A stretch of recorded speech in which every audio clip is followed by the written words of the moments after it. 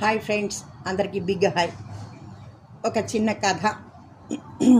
భక్తి మార్గంలో నడిచేవాడు ఎన్నో వంకలు చెప్తూ ఉంటాడు. అది ఎలా అంటే ఇప్పుడు చెప్పే కథలో మనకి విశదమవుతుంది. ఇక కథలోకి వచ్చేద్దాం. ఒక వైఫ్ అండ్ హస్బెండ్ ఉన్నారు. ఒకరోజు హస్బెండ్ ఫ్యామిలీ డాక్టర్ దగ్గరికి వెళ్ళాడు. డాక్టర్, ఇలాగా మా ఆవిడకి చెవి వినపట్టలేదు, 6 నెలలుగా కొద్ది రోజుల నుంచి అసలు వినపట్టలేదు, మరి ఏంటో ప్రాబ్లం, కాస్త ఏదైనా ట్రీట్మెంట్ ఇస్తారా, మందులు ఇస్తారా అని అడిగట. సరే, డాక్టర్ విన్నాడు.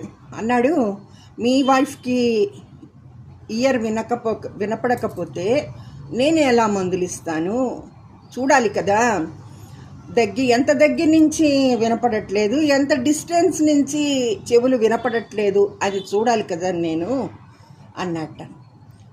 సరే డాక్టర్, రేపు వచ్చి కలుస్తాను, నేను ఇంటికి వెళ్ళి ఆవిడకి ఎంత దూరం నుంచి వినపడట్లేదు అనేది తెలుసుకుని వచ్చి మీ దగ్గరికి వస్తాను అన్నాడట. సరే, ఇంటికి వెళ్ళాడు. ఇంటికి వెళ్ళి భార్యని టెస్ట్ చేయడం మొదలెట్టాడు.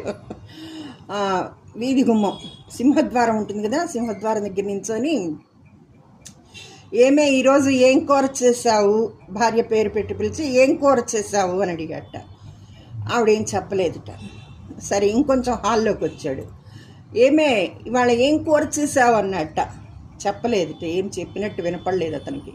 మళ్ళీ ఇంకొంచెం కిచెన్ గుమ్మం దగ్గరికి వచ్చి పిలిచి, భార్యని పిలిచి, ఈరోజు ఏం కూర చేసావు, ఏం కూర వండావు అని కొంచెం గట్టిగానే అరిచేట. ఆవిడేం సమాధానం చెప్పలేదు. ఇక ఈసారి ఇలా పని కాదనుకున్నాడు.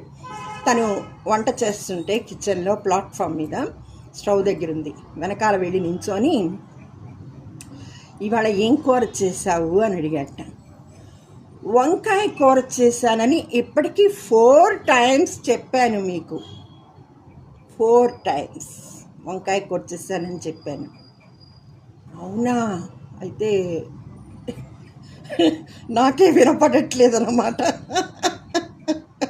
ఆవిడికి కాదండి వినపడకపోవడం, ఆయనలో ఉంది ప్రాబ్లం.